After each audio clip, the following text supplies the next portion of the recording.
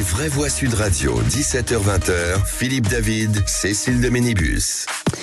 On vous souhaite la bienvenue, c'est Les Vraies Voix jusqu'à 19h avec Philippe David. Philippe David au top, comme d'habitude. Bon, vous aussi, ça va bien, Cécile? Oui, il y a beaucoup de rondeur chez vous, comme d'habitude. Oui, mais c'est parce que j'aime bien arrondir les angles, oui, vous le savez. Ah oui, mais bien sûr, c'est comme ça que vous justifiez, c'est bien. Ça va bien, vous, Cécile? Oui, très en forme. Vous savez, je trouve ça extraordinaire, on a deux de nos vraies voix aujourd'hui. Ils sont arrivés pareil. Exactement pareil, ils sont tous les deux fans de rugby, j'ai envie de les appeler le demi de mêlée et le demi d'ouverture. Moi, j'aurais dit Dupont et Dupont. Moretti. Ah, voilà, très bonne relance. Bienvenue à tous avec ce numéro de téléphone que vous connaissez bien, 0826 300 300. Aujourd'hui, bien entendu, vous pouvez nous joindre un peu partout, Twitter, Facebook, Instagram, TikTok et bien sûr notre chaîne YouTube. On vous incite à vous abonner et grâce à vous, ça grimpe très fort. En tout cas, au sommaire de cette émission, et c'est le grand débat du jour à 17h30, les juges de la Cour de justice de la République, seule juridiction habilitée à juger les faits commis pour un membre du gouvernement, n'ont donc pas suivi les réquisitions de l'accusation qui avait requis 1 an de prison avec sursis à l'encontre du ministre de la Justice Éric Dupond-Moretti, jugé pour prise illégale d'intérêt. Le garde des Sceaux donc a été relaxé il y a à peine 1 heure par la Cour de justice de la CJR. Et vous, qu'est-ce que vous en pensez? Est-ce que il y a une justice à deux vitesses pour les puissants et pour les citoyens lambda? Est-ce que la CJR rend une justice politique ou pas? Est-ce que vous pensez que ça renforce le quinquennat d'Emmanuel Macron et le gouvernement puisqu'il a été conforté, même moins de 2 heures après son acquittement, par le président de la République et par la première ministre? Quel que soit votre avis, Aude attend vos appels au 0826 300 300. Et pour le moment, à cette question, relax de Dupond-Moretti, pensez-vous, comme Gilbert Collard, que c'est un bras d'honneur de la justice politique à la justice judiciaire? Vous dites oui à 94%. Et notre expert du jour pour en parler, Clarence Batia, sera avec nous, juriste d'Anticor. Et puis le coup de projecteur des vraies voix à 18h30, milice d'extrême droite, ultra droite pour Gérald Darmanin, faction d'extrême droite pour Olivier Véran, groupuscule d'extrême droite pour Mathilde Panot. Chaque responsable politique utilise de manière aléatoire les mots d'extrême droite ou d'ultra droite pour qualifier les groupuscules violents à l'encontre et dans le cadre de la mort de Thomas, tué lors d'un bal à Crépol, et des mots qui ont une signification distincte, Philippe. Oui, absolument. Alors est-ce que pour vous, est-ce que ce qu'on appelle aujourd'hui l'ultra droite n'est pas la véritable extrême droite? Est-ce que vous trouvez qu'il y a des indignations à deux vitesses entre les groupuscules violents d'extrême gauche et d'extrême droite? On pense aux antifas. Est-ce que pour vous le terme extrême droite veut dire quelque chose, puisque quand on entend certains politiques, il est vraiment utilisé à toutes les sauces. Certains parlaient même d'extrême droite pour la majorité présidentielle il y a quelques mois. Venez-vous nous donner votre avis. Et dans cette question, faites-vous la différence entre extrême droite et ultra droite? Vous dites oui à 58%. Et puis notre expert pour en parler, Luc Roubin, sera avec nous, directeur de recherche CNRS au Centre de recherche politique de Sciences Po et auteur de ce livre La vraie victoire du RN, édité aux presses de Sciences Po. On vous souhaite la bienvenue, c'est Les Vraies Voix jusqu'à 19h. Les vraies voix Sud Radio.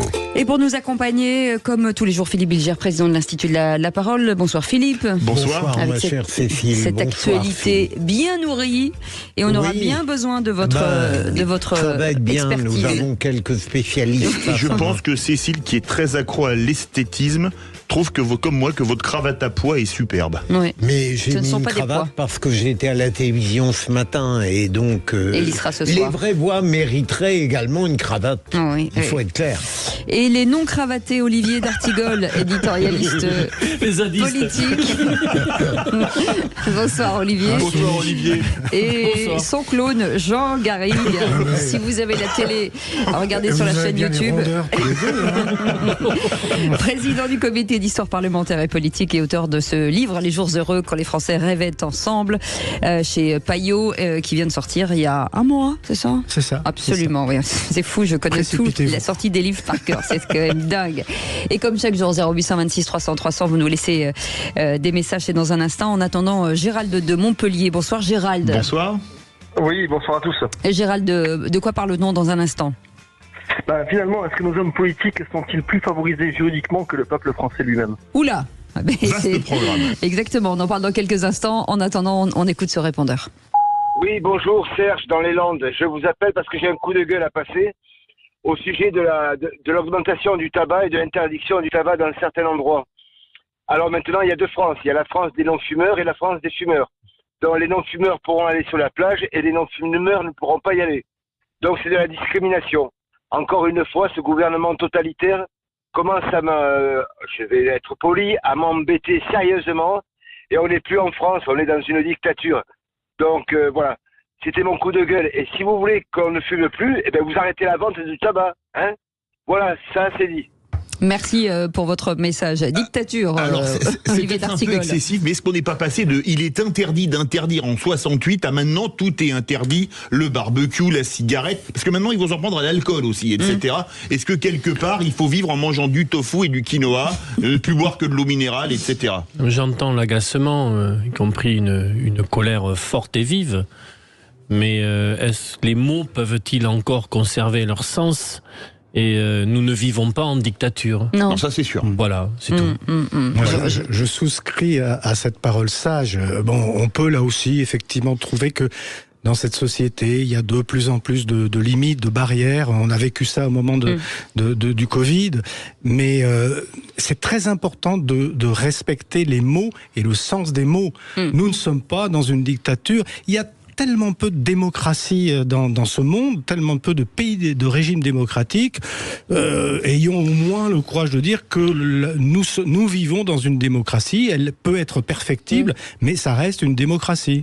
Comment pourrais-je contredire ce duo infiniment sage qui va nous apprendre durant 2 heures tout ce qu'il faut penser?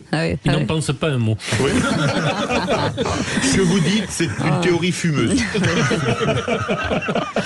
Ne vous consumez pas trop vite, on a besoin de vous pendant 2 heures. Allez, 0826 300 300, Gérald de Montpellier. Gérald, sur ces hommes politiques plus favorisés peut-être que le peuple français. Eh bien écoutez, nous avons Olivier Dussopt qui a eu un procès pour favoritisme, Moretti pour un procès pour prise illégale d'intérêt, Marlène Schiappa et le fameux détournement du Fonds Marianne, l'affaire Colère, l'affaire Gérald Darmanin. Ils ont tous un point commun, la relaxe ou une peine extrêmement minime par rapport à leurs méfaits. Ou je vous arrête, ou ne pas être jugé. Hein. Marlène Schiappa est pas jugée et Darmanin pas jugé. Hein. Et effectivement, bref, ils ont tous une favorisée par une justice hyper complaisante, contrairement à la justice différente qui est réservée évidemment aux Français.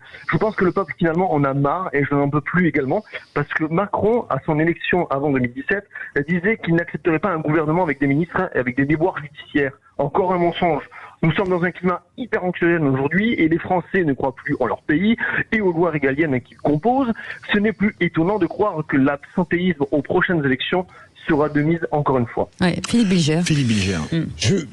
Je ne suis pas totalement d'accord avec ce qu'a dit notre auditeur, mais Gérald, pardon, j'aurais dû le savoir, puisqu'il y a un autre Gérald qui me préoccupe pas mal. Mais en fait, je peux comprendre ce qu'il dit, une forme d'indignation, de rancœur, mais pour expliquer pourquoi je ne suis pas d'accord, ce serait vraiment trop long. Et ça n'est pas de l'ironie, là. Olivier d'Artigol. Avant les grandes lois et les grands scandales, d'ailleurs, sur le financement des partis politiques, j'ai le sentiment qu'avant, le personnel politique pouvait davantage passer à travers les gouttes et était peu pris par la patrouille. J'ai le sentiment qu'au cours des 20 dernières années, il y a plutôt eu une judiciarisation d'affaires politiques, et tant mieux. Il y a eu le procès du MoDem là, sur les emplois de collaborateurs au Parlement européen, l'affaire du RN, qui est beaucoup plus colossale en termes de dossiers va arriver. Donc j'ai plutôt le sentiment qu'on va dans la bonne direction. Mais il y a toujours dans le fond de notre pays cette idée très incrustée qu'il y a un 2 poids 2 mesures. Oui, Jean Garrigue, 40 secondes. Je suis obligé d'être complètement d'accord avec Olivier. J'ai publié il y a quelques années un livre qui s'appelle Les scandales de la République. Et qu'est-ce qui s'est passé? Il s'est passé qu'effectivement, avant les années 90, il y avait une tendance à étouffer les affaires, à avoir une justice laxiste par rapport aux puissants. Ça a beaucoup changé. Il faut le reconnaître, ça a évolué beaucoup depuis une vingtaine d'années. Justement, après ces grands scandales de financement des partis, comme l'affaire Urba, les délits d'initiés du temps de François Mitterrand. Il y a eu beaucoup d'affaires comme ça. Les HLM de Paris avec Jacques Chirac. L'affaire Mairie, etc. L'affaire Mairie. Et depuis, on est presque même allé, me semble-t-il, dans le sens inverse, justement par rapport aux politiques. Donc c'est une illusion d'optique de croire qu'il y a une justice à deux vitesses. Elle est peut-être même plus dure pour les politiques aujourd'hui que pour le citoyen lambda. Allez, vous restez avec nous. Pas d'emploi fictif, en tout cas pour nos vraies voix du jour. Philippe Bilger, Olivier D'Artigol et Jean Garrigue. Les 3 mots de l'actu, ce sera avec Félix Mathieu dans un instant. Et le réquisitoire du procureur, mon cher Philippe. Dans les débats médiatiques, il y a des gens trop longs. Jean Garrigue. Il faudra des noms. Merci beaucoup, cher Philippe. À tout de suite. Sud Radio. Voix Sud Radio, 17h-20h, Philippe David, Cécile de Ménibus. Les vraies voix jusqu'à 19h avec Philippe David. On est ravis de vous accueillir. Au 0826 300 300, c'est une plateforme de débat et d'opinion. Donc profitez-en à loisir. On vous accueille bien entendu avec Aude, charmante, souriante, qui vous attend, bien entendu. Dans un instant, les 3 mots dans l'actu, c'est Félix Mathieu. Bonsoir Félix Mathieu. Bonsoir Cécile, bonsoir tout le monde. Et de quoi parle-t-on avec vous? On va parler d'Éric Dupond-Moretti. Relaxé, le ministre de la Justice va pouvoir le rester, mais les oppositions enragent. Emmanuel Macron salue un homme d'État visionnaire aux obsèques de Gérard Collomb. Et puis les sangliers pullulent à Marseille au point qu'il a fallu un arrêté municipal pour interdire de les nourrir. Alors en 3 mots, ça donne relax, obsèques et sangliers. On en parle dans quelques instants. En attendant, le réquisitoire du procureur. Les vraies voix Sud Radio, le réquisitoire du procureur. Philippe Bilger. Vous pensez, monsieur le procureur, que dans les débats médiatiques, certains sont trop longs, et je dis ça en regardant la pendule? Oui, alors évidemment, je ne me permettrai pas de dire, de la part de moi-même qui suis discutable, qu'il y a des chroniqueurs qui, dans le fond, rendent les débats pénibles. Non, mais dans le fond, là je parle uniquement de la forme. De dysfonctionnements fondamentaux des débats médiatiques, on rencontre rarement aux vraies voix. C'est sérieusement, techniquement, des gens qui parlent trop longtemps.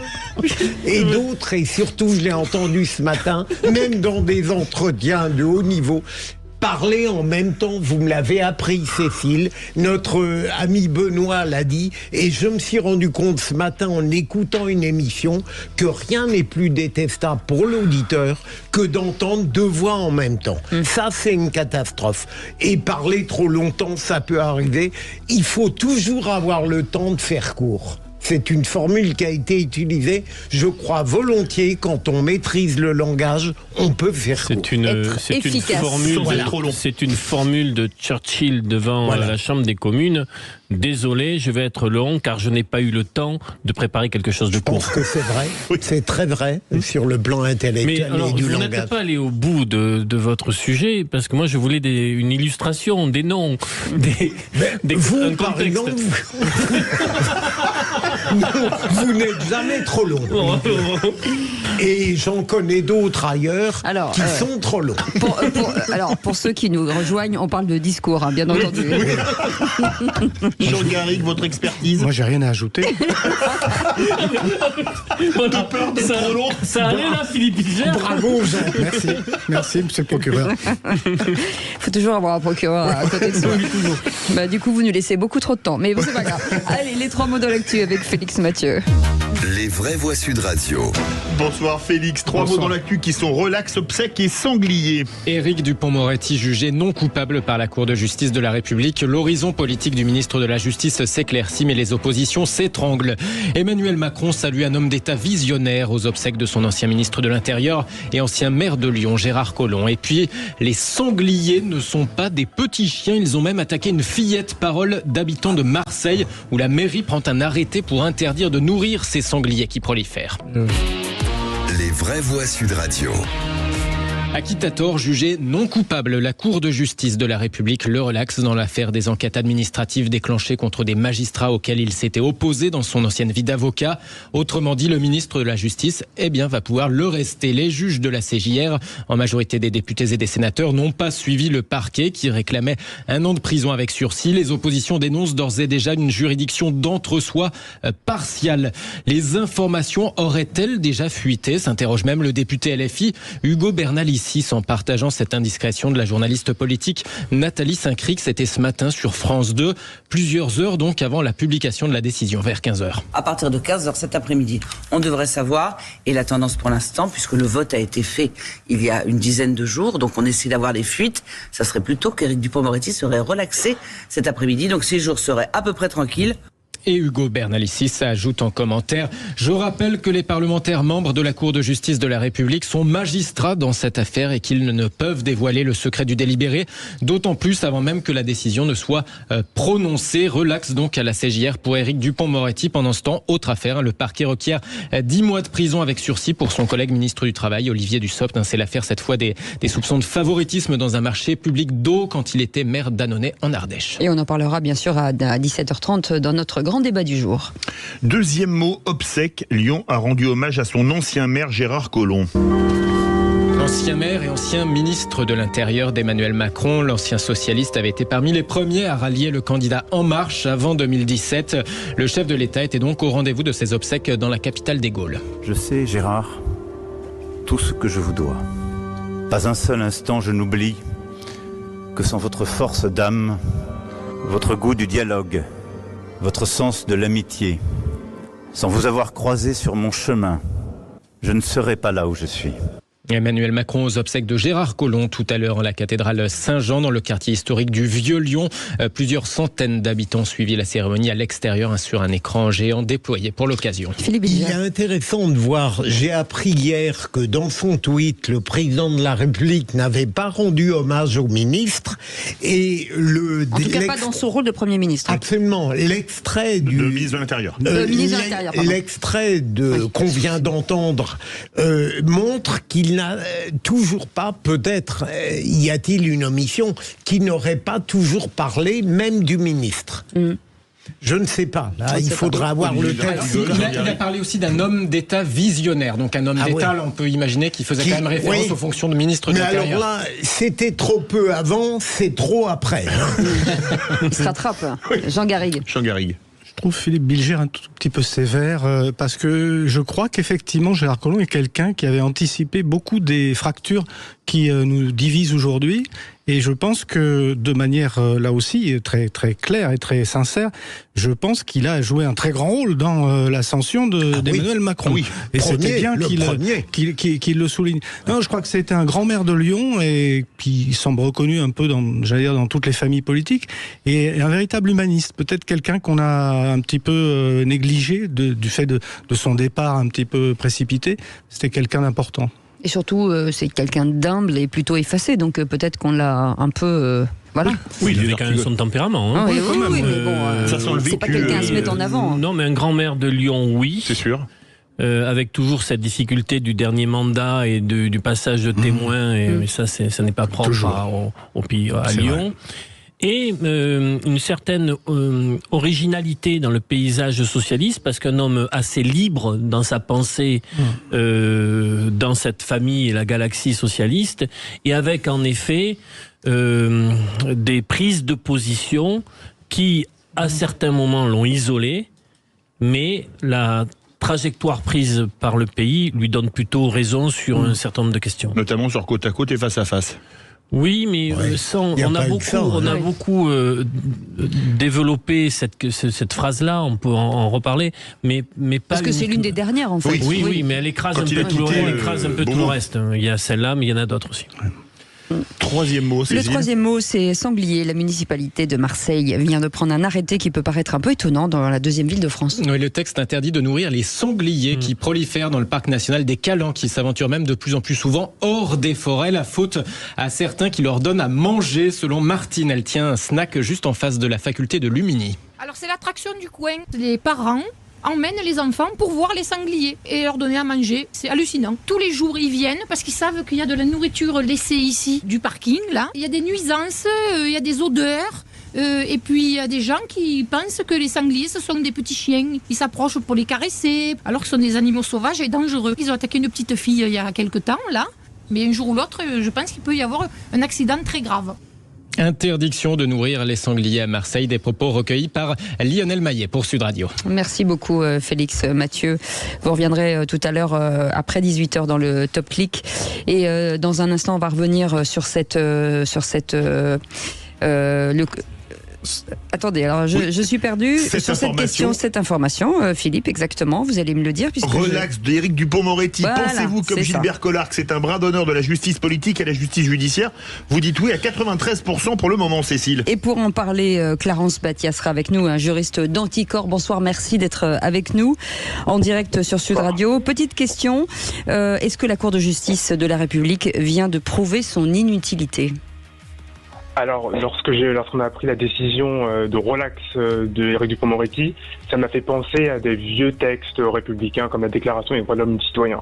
Son article 6 pose le principe de l'égalité des citoyens devant la loi. Ce principe fondamental a été malmené par la Cour de justice de la République. Une Cour qui malmène un principe aussi fondateur de la République est à l'évidence illégitime. On en parle dans un instant, restez avec nous, 0826 300 300, vous voulez réagir, vous êtes les bienvenus jusqu'à 19h. Les vraies voix Sud Radio, 17h-20h, Philippe David, Cécile de Ménibus.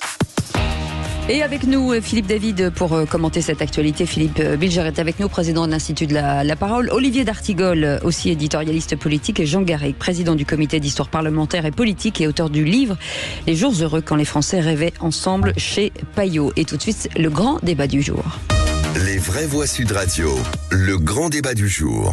La Cour de justice de la République a jugé que le ministre de la Justice, Éric Dupond-Moretti, était innocent. C'est une réaction dont nous attendions hélas la décision puisqu'il s'agit de la Cour de justice de la République. C'est évidemment un soulagement pour lui, mais aussi un gros soulagement pour le président et la première ministre. Les éléments matériels sont réunis, donc il y a bien une prise illégale d'intérêt sur le plan matériel, mais on ne reconnaît pas le deuxième élément qui est constitutif d'une infraction, c'est-à-dire l'élément intentionnel, l'élément moral. Il avait été désigné comme un coupable avant même d'avoir été jugé d'une prise illégale d'intérêt qui en réalité n'a jamais existé. Et donc à 15h, les juges de la Cour de justice de la République, seule juridiction habilitée à juger les faits commis par un membre du gouvernement, n'ont donc pas suivi les réquisitions de l'accusation, qui avait requis 1 an de prison avec sursis à l'encontre du ministre de la Justice, Éric Dupond-Moretti, jugé pour prise illégale d'intérêt. Le garde des Sceaux a donc été relaxé par la CJR, Philippe. Oui, et vous, qu'en pensez-vous de cette décision de la CJR? Est-ce que c'est logique ou est-ce que vous êtes scandalisé? Est-ce que la CJR rend une justice politique ou une justice juridique? Est-ce qu'il y a une justice à 2 vitesses? Et est-ce que finalement, le quinquennat Macron et le gouvernement ne sortent pas renforcés, puisque plus de remaniements en vue, par obligation, au cas où Éric Dupond-Moretti aurait été condamné? Quel que soit votre avis, Aude attend vos appels au 0826 300 300 pour débattre avec les vraies voix. Et à cette question sur Twitter, relax de Dupond-Moretti, pensez-vous comme Gilbert Collard que c'est un bras d'honneur de la justice politique à la justice judiciaire? Vous dites oui à 93%. Et notre invité pour en parler, Clarence Batia, juriste d'Anticor. Bonsoir, merci d'être avec nous. Bonsoir. Philippe Bilger, ce tour de table, voilà, cette décision. Alors, je ne voudrais pas, ma chère Cécile, Philippe, tomber dans le travers que j'ai dénoncé tout à l'heure dans mon réquisitoire. On n'attend pas trop long. Donc. Mais je voudrais dire 2-3 choses, mais vraiment rapides. D'abord, j'aime beaucoup Anticor, le rôle qu'il a, et donc ça n'est pas...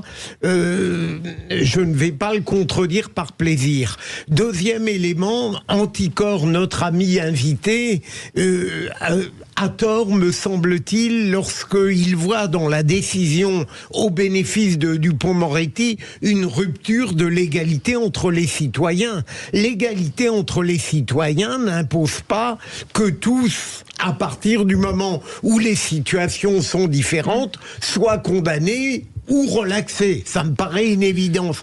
Troisième élément, j'ai trop défendu la Cour de justice de la République et les magistrats et les citoyens et les députés et sénateurs qui la composaient pour risquer de tomber dans le travers inverse. C'est-à-dire que je considère que je ne peux pas faire autrement que de prendre acte de la motivation de cette Cour de justice qui dit l'élément matériel existe, il n'y a pas l'élément intentionnel. Et dans ce domaine, pour ne pas en rajouter, je pense que l'attitude d'humiliation absolue qu'a adopté le garde des Sceaux à l'origine, disant « j'ai été nul, médiocre, je ne connaissais rien au rouage de l'État, j'ai été dirigé par d'autres, mauvais conseillers en l'occurrence », eh bien, a été très positive sur l'esprit des juges. Jean Garrigue. Alors, très rapidement, je pense comme Philippe que ça n'est pas un jugement de complaisance, mais je pense aussi qu'il serait nécessaire de modifier la composition de cette Cour de justice de la République afin d'enlever tout soupçon de complaisance justement dans ce type d'affaires. C'est un peu comme le Conseil de la magistrature. Il faudrait vraiment modifier la structure de ce Conseil. Et troisième point, par exemple ? Mais en le composant uniquement de magistrats, donc qui n'obéissent pas justement à d'autres motivations que des politiques, et qu'éventuellement des accommodements entre politiques comme ça pu jouer. Je n'en ai absolument aucune idée.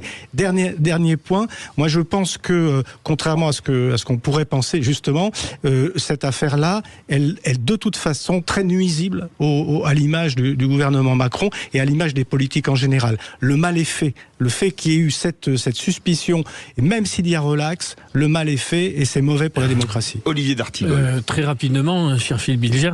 De toute façon, aucune décision, parce que il était condamné, ça nourrissait le tous pourri. Il est relaxé, ça alimente l'idée que vous soyez puissant ou misérable. Ce que je sais, c'est que concernant cette prise illégale d'intérêt, Dupond-Moretti, dans l'oralité et dans sa défense, et on sait qu'il est ô combien habile et expérimenté, a fait la démonstration en effet que son administration était aux commandes, que les décisions avaient été prises en amont de son arrivée place Vendôme et que la mécanique était lancée et qu'il n'avait donc pas eu besoin de régler des comptes avec des magistrats du temps où il était avocat, tout en disant mais je m'en fous, j'étais passé à autre chose. Il n'a cessé de le dire, c'était pas mon sujet. Après moi j'ai pas la nostalgie de la haute cour de justice. La cour de justice de la République a pu par le passé faire un certain nombre de choses qui me semblent étaient plutôt correctes et à amener des choses argumentées. Il va falloir d'ailleurs voir les motivations de la décision. Mais je suis plutôt favorable à ce qu'a proposé Jean Garrigue. Je crois que, au regard de beaucoup de choses et surtout dans ce qui se joue dans l'opinion publique, la professionnalisation via un collège uniquement de magistrats me semble être aujourd'hui la meilleure des solutions. Clarence Batia, pour faire le juge de paix et pour commenter justement la décision. Oui, alors, tout simplement, sans vouloir être trop technique, pour caractériser une infraction, il faut la réunion d'un élément matériel et d'un élément moral. La Cour de justice de la République a considéré que l'élément matériel, c'est-à-dire les conditions factuelles de l'infraction, étaient réunies. Et concernant une prise illégale d'intérêt, la jurisprudence constante de la Cour de cassation est de dire que lorsque l'élément matériel est constitué, l'élément moral légalement, c'est-à-dire l'élément intentionnel. Alors que la Cour de justice de la République a dit l'inverse, c'est-à-dire en considérant que l'élément intentionnel n'était pas caractérisé. Et donc, lorsque j'entends certains de vos chroniqueurs qui disent qu'il faut modifier la Cour de justice de la République pour qu'il n'y ait que des magistrats professionnels, il y a fort à parier que si la CJR était composée uniquement de magistrats professionnels, donc qui connaissent parfaitement le droit en la matière, la décision aurait sans doute été différente. Et donc c'est pour cela que je parlais au préambule de rupture d'égalité des citoyens devant la loi. C'est-à-dire qu'un conseiller municipal, qu'un maire, qui auraient été poursuivis sur le même fondement pour la même infraction aurait vraisemblablement été condamné du fait de la caractérisation de l'élément matériel qui aurait donc conduit à celle de l'élément intentionnel. Si je reviens sur les propos de François Colcombès, qui était l'ancien député PS, qui lui aussi juge à la CJR, il est décédé récemment, mais il avait dit « Elle n'est pas faite pour rendre la justice, mais pour calmer une tourmente politico-judiciaire », Philippe. On peut considérer qu'elle est faite pour les deux. Il est évident que Enfin, je crois que malheureusement l'émoi ne va pas être dissipé par la relaxe, mais normalement la CJR rend à la fois une décision d'ordre judiciaire, elle sanctionne ou non une infraction, et d'autre part, elle peut en effet, dans ses conséquences, apaiser un climat politique. Ça n'est pas incompatible. Il y a deux sujets. D'abord, est-ce que le ministère public, il peut le faire jusqu'à mardi, va se pourvoir en cassation ou pas ? Première question. Et deuxième question, est-ce que ça va être une déflagration ? Hugo Bernalicis, député LFI, a dit qu'ils allaient faire cassation a priori, cassation. Mais est-ce qu'ils peuvent faire ou pas ? Mais là, et deuxième question, c'est quand même une déflagration pour la magistrature. Parce que les plus hauts chapeaux à plumes de l'un portaient quand même l'accusation. Il y a eu le témoignage de Molins qui quand même compte dans le paysage. Donc, ça peut être des lendemains difficiles pour le sommet de la magistrature. Il en reste de toute façon un discrédit à la fois pour les magistrats, pour les députés qui font partie de ce conseil et pour la politique en général. Pour Dupond-Moretti en particulier, dont on sait déjà que la situation et je dirais même l'action au ministère comme garde des Sceaux a été quand même très critiquée depuis le début. Donc moi, il me semble que cette affaire, elle sent pas du tout bon pour le gouvernement d'Elisabeth Borne. J'ajoute un mot, il y a aussi des sénateurs. Vous avez dit les députés, il y a aussi des sénateurs à la CJR. Mais je me demande, au contraire, si cette déflagration, à supposer que la relaxe, certains la voulaient, l'espéraient, est-ce qu'elle ne fera pas prendre conscience, peut-être au pouvoir, qu'il faut arrêter, d'une certaine manière, de traiter la magistrature comme partie négligeable. Je me le demande, parce que ils ont frôlé la catastrophe tout de même. Ça réagit beaucoup au 0826 300 300, on le supposait. Gérald de Montpellier. Bonsoir Gérald. Oui, bonsoir. Vous voyez, ça fait exactement écho à ce que je disais tout à l'heure lors de mon coup de gueule. Et en fait, c'est exactement ce que vous avez dit. Quelle que soit la personnalité politique qui peut passer, selon son grade ou quoi que ce soit, là encore une fois c'est un ministre, eh bien il est toujours relaxé ou a toujours des peines qui sont très minimes. Donc encore c'est incroyable. Et moi j'arrive pas à saisir en fait le deux poids deux mesures qu'il peut y avoir, comme l'a cité tout à l'heure votre interlocuteur, sur un maire ou sur une personne lambda. Évidemment le dénouement n'aurait pas du tout été le même. Donc à chaque fois c'est la même chose. On sait à chaque fois une tease un petit peu, vous savez ce que va risquer l'homme politique qui est en jugement, etc. Et finalement on sait très que les arrangements en fait derrière suivront pour qu'ils ne puissent rien avoir. Je suis désolé, monsieur, ce que vous dites. Gérald est factuellement inexact. Si vous prenez monsieur Griset, qui était secrétaire d'État au ministre, il a été condamné, il a dû quitter le gouvernement. Oui. Si vous prenez l'ancien maire de Toulon, il me semble monsieur Falco, il est sorti du tribunal où il a tout perdu. Donc, ce que vous dites, et je pourrais donner d'autres exemples. Alain Juppé, Jacques Chirac. Alain Juppé. Donc, je vous assure, on peut toujours faire mieux, on peut toujours tendre vers des progrès. Mais la situation des politiques vis-à-vis du judiciaire aujourd'hui est beaucoup moins confortable qu'il y a quelques années. Jean Garrigue, non ? Oui, innombrables sont les cas, en tout cas depuis une vingtaine d'années, de condamnations. Alors on peut regretter que ces condamnations soient parfois trop légères ou parfois arrivent beaucoup trop tard. Oui. Quelquefois, des procès ont mis 15 ans avant de se dérouler. C'était le cas de l'affaire de la Société Générale, par exemple. Mais de manière très claire, il y a énormément de politiques qui ont été condamnés. Clarence Battier, avant de retourner au 0826 300 300, on a cité un tweet de Gilbert Collard, il en a fait un autre qui est drôle d'ailleurs, quand on sait qu'il défendait. D'après la CJR, Dupond-Moretti a commis matériellement l'infraction sans la commettre intentionnellement. Virenque, dopé à l'insu de son plein gré, dépassé. C'est lui qui défendait Richard Virenque à l'époque. Est-ce que vous arrivez à expliquer ça ? On commet matériellement l'infraction sans la commettre intentionnellement. C'est un peu compliqué pour les béotiens. Non, en fait, ce n'est pas seulement que j'ai du mal à l'expliquer, c'est que cette justification, cette explication va à l'encontre de l'ensemble de la jurisprudence de la Cour de cassation en la matière depuis des décennies. Donc ce n'est pas Clarence Battiat ou Anticor qui a du mal à justifier une telle décision, mais c'est juste le droit, c'est juste l'état positif du droit. Et plus encore, le président de la Cour de justice de la République, lorsqu'il a lu la décision, a indiqué deux motifs justifiant la relaxe. d'une part la vengeance et d'autre part le fait que l'administration n'aurait pas averti M. Dupond-Moretti. Pour la vengeance, j'ai relu l'article tout à l'heure, j'ai relu la jurisprudence, il n'y a rien il n'y a aucune condition qui exige, qui suppose l'existence d'une supposée vengeance pour condamner quelqu'un pour prise illégale d'intérêt. Et concernant le fait que l'administration ne l'aurait pas averti, moi ça me fait penser à ce vieil adage qui veut, afin de faire peur aux petits et aux grands, c'est-à-dire nul n'est censé ignorer la loi. Et visiblement pour les magistrats politiques de la Cour de justice de la République, on peut être ministre de la Justice, avocat, depuis 35 ans, brillant avocat, sans doute l'un des meilleurs avocats de ce pays, ne pas connaître la loi, ignorer la loi, et pourtant être relaxé.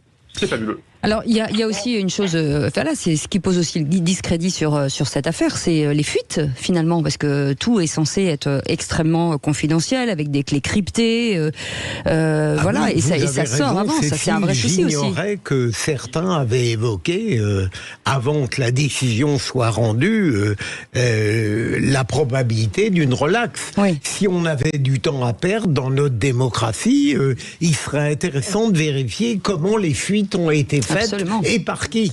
Mais ça aussi, ça porte le discrédit. Bien sûr. Ça, oui. Et puis, si vous permettez, Cécile, il sera intéressant de voir peut-être la différence de décision entre Olivier Dussopt, jugé par des magistrats professionnels, et Dupond-Moretti relaxé dans les conditions qui viennent d'être. Est-ce que la décision sur Dupond aura des conséquences sur les prochaines décisions de la justice sur d'autres politiques?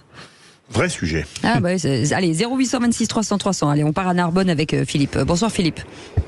Bonsoir. Bonsoir. On vous écoute Philippe. Voilà. Ah écoutez, je voulais réagir, c'est vraiment un cri de colère encore. C'est juste pas possible, mais qui en France est encore capable de croire qu'on est en démocratie, quoi. Là, tous les grands principes de la démocratie sont bafoués. Voilà. Comment dire, le principe même, comment dire, que nul n'est censé ignorer la loi. D'accord. La séparation des pouvoirs, ça veut dire quoi? Comment une cour de justice, peut invalider à tel point une autre décision de cour de justice? C'est juste incompréhensible pour moi. Encore une fois, j'ai vraiment ce sentiment, de cette Macronie dictatoriale. Voilà. Restez avec nous, Philippe. Allez-y, pardon, allez-y. J'ai fini. Ah bon, d'accord, très bien. Est-ce que l'un de vous trois pense qu'il faut, vous l'avez dit, Jean Garrigue tout à l'heure, réformer ou carrément retourner sur une juridiction traditionnelle, en fait? Moi, je pense que ça éviterait justement les sentiments de colère, comme on vient de l'entendre, qui sont étayés par des arguments que je ne partage pas. Nous sommes dans une démocratie, et ça m'énerve, et je suis très en colère d'entendre même pardon monsieur, mais des gens comme vous qui parlent aujourd'hui de dictature à propos de notre démocratie. Allez voir ailleurs et vous verrez ce que c'est véritablement la dictature. Alors avec ça, il faut arrêter parce qu'on est en train de polluer, de pourrir complètement le débat politique. C'était mon petit coup de gueule. Ceci étant dit, sur ce qu'a dit monsieur, là, Philippe, un bon prénom, eh bien, je suis sensible à l'argument qu'il reprend de la personne d'Anticor tout à l'heure. Le deuxième, c'est vrai qu'on aurait pu imaginer nul c'est censé ignorer la loi et ne pas être dupe de l'humiliation qu'affichait le garde des Sceaux. Et moi je suis d'accord pour que on change les règles et que ça soit des magistrats indépendants qui jugent. Ça, il n'y a pas de problème. Mais ça ne veut pas dire qu'on est pour autant dans une dictature. En tout cas, on verra la suite. Merci beaucoup Clarence Batia d'avoir été avec nous, juriste d'Anticor, et Hugo Bernalicis a dit qu'il pourrait éventuellement se pourvoir en cassation. Alors on ne sait pas comment ça va se faire, mais en tout cas l'affaire n'est... C'est le ministère public qui peut le faire. Alors justement, il y a un mot qui commence à tourner sur Twitter, est-ce de l'info, est-ce de l'intox, c'est que le magistrat qui doit décider s'il y a un pourvoi en cassation ou pas a été nommé par Éric Dupond-Moretti. Ah bon, bah voilà, comme ça, c'est réglé. Il y a une chose qui est réglée aussi. Est-ce de l'info, est-ce de l'intox, ça tourne sur les réseaux, mais ça pose question. Alors, moi j'ai une question à vous poser, Philippe. Est-ce qu'on a déjà le gagnant qui s'explique qu'il a dit? Si vous êtes arrangé avec Philippe Bilger comme à votre habitude, oui, on a déjà le nom. Et pourtant c'était confidentiel là aussi. Allez, on en parle dans un instant, tout de suite. Les vraies voix Sud Radio, 17h-20h, Philippe David, Cécile de Ménibus. Bienvenue dans Les Vraies Voix, c'est toujours un plaisir d'être avec vous. Philippe Bilger était avec nous, Olivier d'Artigol aussi, et puis Jean Garrigue aussi est avec nous. Et nous allons jouer dans un instant avec Gérald de Montpellier. Vous n'avez pas bien fait de contrer Gérald de Montpellier tout à l'heure dans le débat, hein, parce que c'est lui qui va vous pilonner. Et ça, je peux vous assurer. Il est chaud comme une baraque à frites. Et puis vous qui êtes fan de rugby, à Montpellier, il y a beaucoup de Sudaf, et vous savez que c'est rugueux dans les Sudaf. Hein. Et ben justement, je voulais vous dire que j'étais totalement d'accord avec tout ce que vous avez dans cette instruction. Oui, moi aussi, finalement. Allez, tout de suite, le quiz de l'actu. Les Vraies Voix Sud Radio, le quiz de l'actu. Ce qu'on aime chez nos vraies voix, c'est le courage, c'est ça qui est bien. Gérald, vous avez la possibilité vous êtes le premier à répondre à la question dans le cadre de ce jeu. Si vous n'avez pas la bonne réponse, c'est eux qui répondent à votre place. Vous êtes prêts ? Très bien. Voilà. Très bien, oui. Écoutez bien, nous on est derrière vous, Gérald. Qui c'est qui l'a dit ? Nous n'avons aucun lien avec le FPLP. La France Insoumise. Oui, mais qui ? Qui ? Alors, je dirais Mélenchon. Non, Coquerel. Bonne réponse de Coquerel. Bompard l'a dit aussi. Non, c'était Coquerel. Non, mais c'est Coquerel qui l'a dit le premier. Alors, écoutez, est-ce qu'on met un point à Gérald aussi, comme il a dit Vous savez quoi, Coquerel ? Non, mais Gérald a dit la France Insoumise. Partagez, vous. Non, c'est la guerre permanente pour avoir le point. Bon, écoutez, Gérald, vengez-vous, hein, parce que je veux pas que je vous donne le Olivier point. d'Artigol, vous avez un truc à faire ? Oui. Vous avez une réflexion, quelque chose ? Non. Vous voulez qu'on vous mette sur le banc de touche ? Gérald, vous êtes prêts ? Qui c'est qui l'a dit ? Il y a un groupe terroriste FPLP qui détient des otages civils et qui dit connaître des gens en France, la France Insoumise. Je serai LFI, je me confondrai en excuses. Quel aveu ? Et c'était sur Sud Radio ce matin. C'est un indice. Habib ? Non. Juvin. Bonne réponse d'Olivier d'Artigol. Quel escroc. C'est un escroc. Il avait dit la même chose un petit peu sur IBN4 aussi. Ouais. Il est bon lui, hein. Il ment comme vous, c'est ça qui est dingue. Allez, qui c'est qui l'a dit ? Il faut cogner Total, il faut cogner BNP, il faut cogner Crédit Agricole. L'argent public finance des groupes qui sont en train de remettre en cause nos conditions de vie. Qui a dit ça ? Aucune idée. Non, mais c'est le même parti. Bonne réponse d'Olivier d'Artigol. Franchement, il est fort. Il a recommencé à travailler. Une petite danse de l'amour d'Artigol, une petite danse de... Non, je redoute contre l'antidoping en sortant du studio. Qui c'est qui l'a dit ? À force d'avoir des responsables politiques comme Ciotti, des politiques comme Zemmour, ces groupuscules d'extrême droite se sentent tout permis. Gérald. Dupond-Moretti ? Non. C'est une femme. Une femme. Panot. Bonne réponse. Bravo. Garrigue, Mathilde Panot. Ouh là là, ils sont en forme aujourd'hui, hein. Allez Gérald, on essaye celle-ci. Qui c'est qui l'a dit ? Si pour l'extrême droite la République doit être fracturée, pour nous elle restera unie. C'est une députée. Marine Le Pen. Non, pas le même bord, à l'autre bout. À l'autre bout. À l'autre bout. Non, mais c'est le même parti. C'est une ministre, non ? Non, députée. Députée. Insoumise. Elle est toute... On a dit Panot déjà. Bonne réponse d'Olivier d'Artigol, Rachel. Il n'y a que des questions. C'est la gauche aujourd'hui. Elle s'est occupée là, vous allez voir, il y a du changement au gouvernement hier. On prend ceux qui s'expriment aujourd'hui. Qui c'est qui l'a dit sur le racisme anti-blanc ? C'est un phénomène en pleine expansion, massif, et que les autorités ne veulent pas voir. C'est insupportable. Gérald. Bordella ? Non. Marion. Bonne réponse de Philippe. Marion Maréchal. Ah oui, je la connais. C'est terrible. Mais elle est moins bonne depuis qu'elle est chez Zemmour. Oh non, c'est pas vrai. Alors là, je peux pas vous dire ça. Je vous assure. On continue, il y a encore des questions. On a un débat passionnant. Qui c'est qui l'a dit est prioritaire. Gérald, allez, on y va. Qui c'est qui l'a dit au sujet du procès d'Éric Dupond-Moretti ? C'est une catastrophe institutionnelle. Alors, ce n'est plus un politique, mais il a fait de la politique. Ancien député et ancien conseiller de Nicolas Sarkozy. Gérald. Il est venu chez André Berkoff il y a quelques jours. Je ne sais pas du tout. Je vous aide. Son prénom est... Il ressemble à... C'est le même que Lecomte. Oui, le même que Lecomte. Henri Guénon. Bonne réponse de Philippe Bilger. C'est fini votre numéro, là, les prénoms et tout. C'était valable pour tout le monde. Vous aviez la possibilité, Olivier. je l'ai lancé à l'Assemblée. Regardez. Allez, qui c'est qui l'a dit une dernière? Qui c'est qui l'a dit sur les interdictions de fumer sur les plages et aux abords des écoles? Il faut en revenir au bon sens. Il n'y a qu'en France qu'on fume à côté des écoles. Il y aura un système contraventionnel. Le ministère de la Santé, là. Oui, bonne réponse, on donne le point. Vous avez gagné, de toute façon. On donne le point à Gérald, il avait 2 points, demi-point. Vainqueur Olivier d'Artigol, 4 points. Non, la règle, c'était le dernier qui donnait une bonne réponse gagnait totalement le jeu. Bien sûr, Et comment ça fait? Et moi, j'en ai 3. Ouais. Non, 2. Non, 2. Vous êtes 2e. Mais quelle bande de mauvais joueurs, C'est bon, je suis énorme. 3e. Et c'est quoi, Gérald? Le climat est de plus en plus délétère sur ce jeu. Merci d'avoir joué avec nous, Gérald de Montpellier. Dans 10 minutes, le tour de table de l'actu de Nos Vraies Voix avec Philippe Bilger. On parle de quoi? Eh bien, Avec Olivier d'Artigol. Les marges de la grande distribution et de l'agroalimentaire sont-ils des profiteurs de crise? Jean Garrigue. On va parler des biens d'Abdelkader. Et je vais faire celui de Philippe Bilger. Le discours d'Éric Dupond-Moretti hier à l'Assemblée nationale. j'ai trouvé lamentable. Mais c'est après. C'est trop tard. C'est fini. On est parti en pub. Allez, à tout de suite. Les Vraies Voix Sud Radio, 17h-20h, Philippe David, Cécile de Ménibus.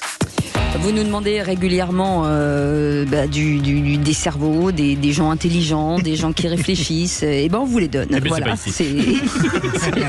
Parlez pour vous. On vous les donnera demain. Jean Garrigue est avec nous. C'est de moi que vous parliez. Olivier d'Artigol et bien entendu notre pilier Philippe Bilger. Allez tout de suite le top clic de Félix Mathieu. Les Vraies Voix Sud Radio, c'est le top clic.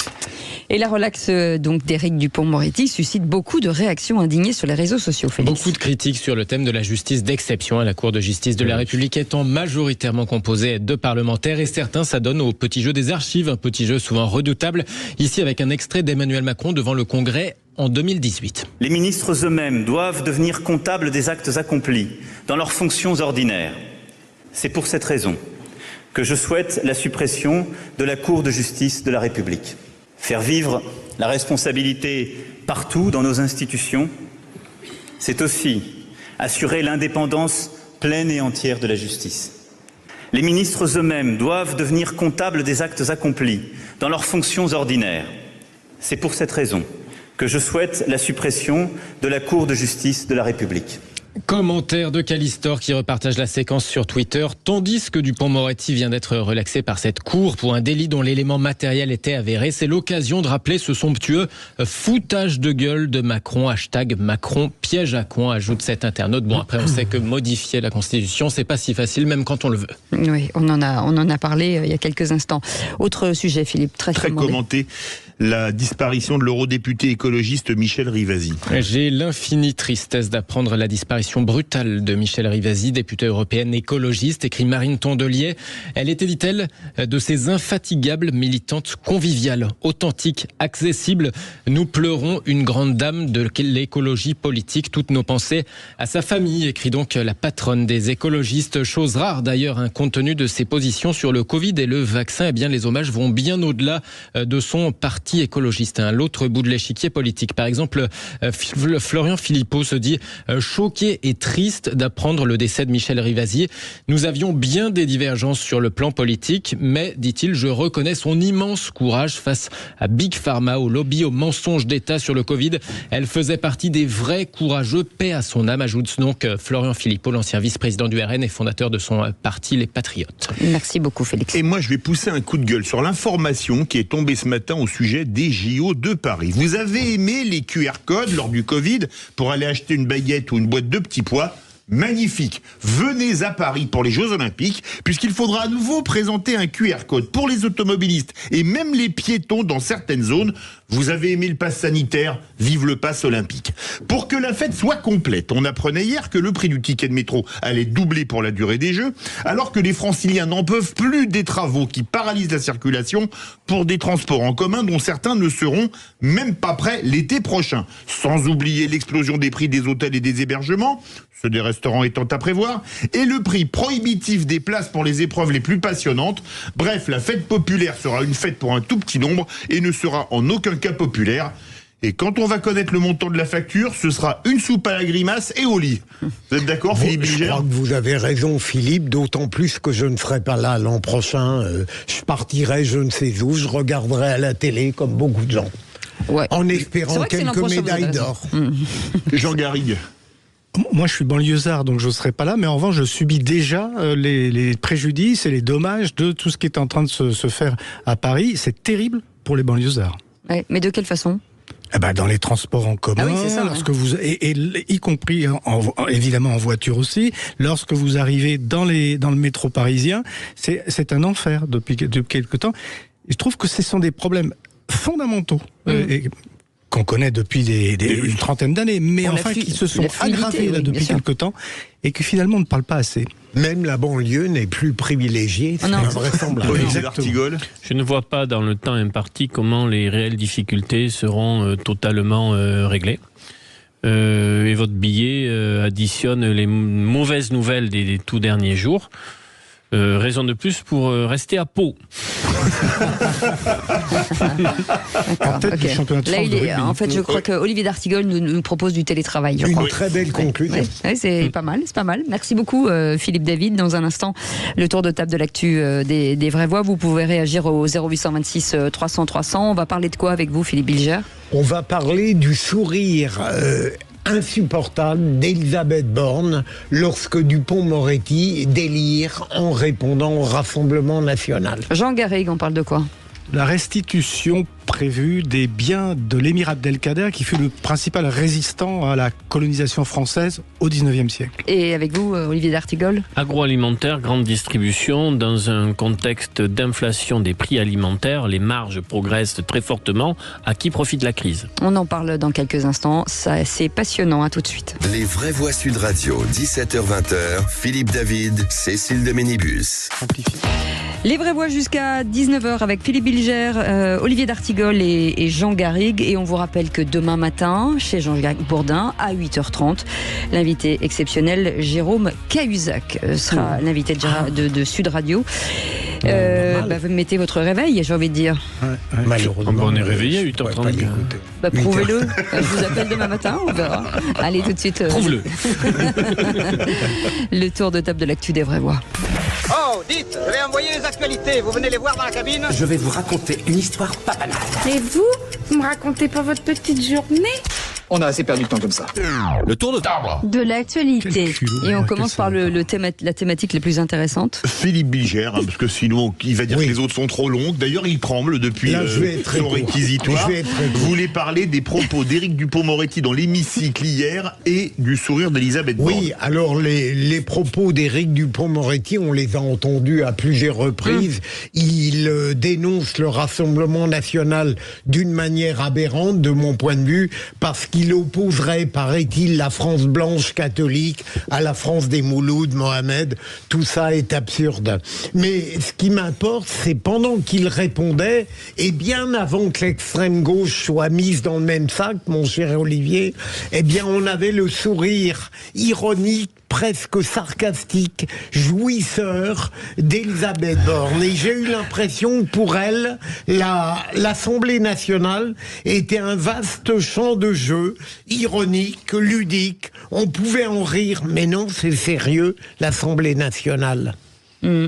Petite réaction, Olivier d'Artigol, Jean Garrigue, le procureur me met dans le doute. J'ai le sentiment qu'elle a eu cette attitude quand Dupond, en terminant, s'est adressé à l'autre côté de l'hémicycle, qui a vivement réagi, en l'occurrence LFI, et que son rire était un peu sur l'idée de il va faire partir quasiment tout l'hémicycle s'il continue. Bon, mais je me trompe très certainement. Après, comment vous dire, je ne sais pas si c'est un sujet. C'est-à-dire que il y a tellement de choses aujourd'hui qui dysfonctionnent que je n'ai pas envie de rajouter des choses qui rendent ce paysage politique infiniment préoccupant, triste et parfois dangereux. C'est-à-dire que peut-être elle a souri. Je ne surestime pas le sujet, mon cher Olivier. L'histoire parlementaire est pleine de ces scènes théâtrales. On peut discuter, en revanche, oui, effectivement, du comportement surjoué d'Éric Dupond-Moretti, ce qui se comprend dans les circonstances qui étaient les siennes, avec aussi des arguments qui ne sont pas totalement à rejeter. Enfin, on a entendu depuis quelque temps dans le débat public, beaucoup de gens qui, justement, opposaient les deux France.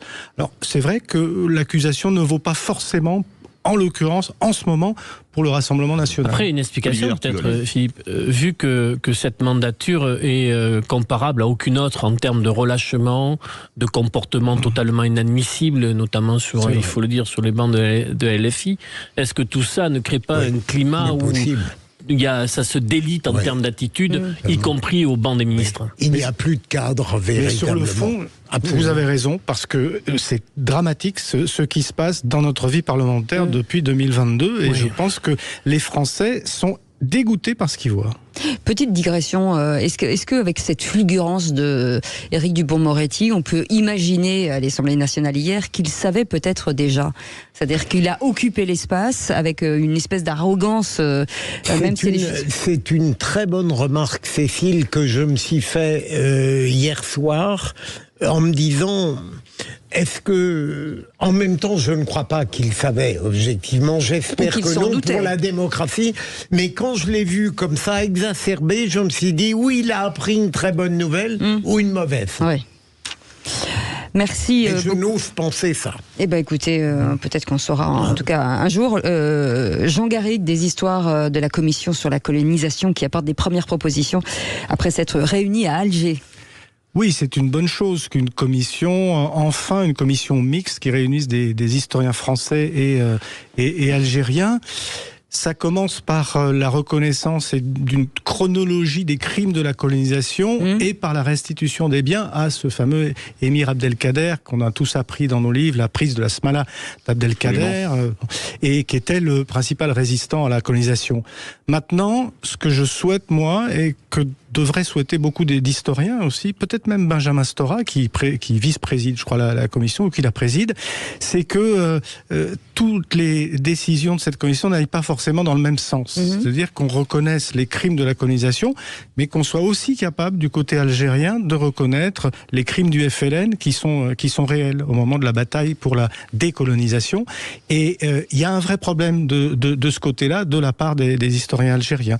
Voilà, c'est quelque chose. Il faudrait que ça soit véritablement des jugements équitables.